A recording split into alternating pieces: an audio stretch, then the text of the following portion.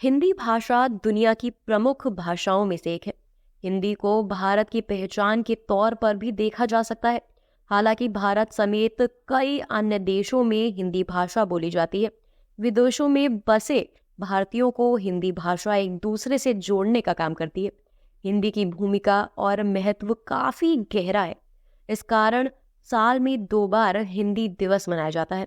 साल में 2 बार मनाए जाने वाले हिंदी दिवस में पहला जनवरी महीने में मनाते हैं और दूसरा सितंबर में।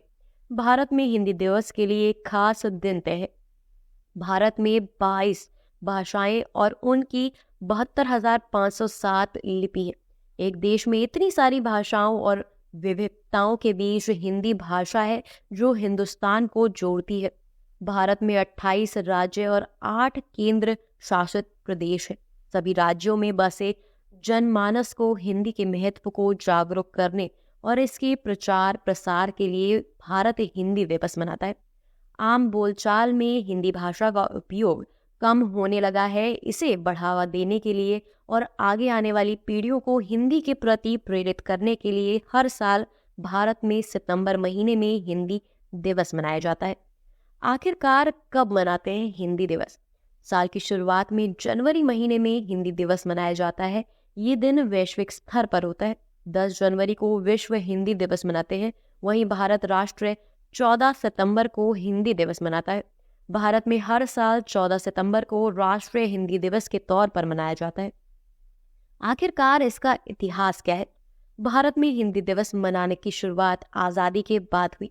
हालांकि इस दिन की नींव स्वतंत्रता दिवस से पहले 1986 में रख दी गई थी। उस वर्ष पहली बार 14 सितंबर के दिन संविधान सभा ने देवनागरी लिपि में लिखी हिंदी को भारत की आधिकारिक भाषा के रूप में स्वीकार किया।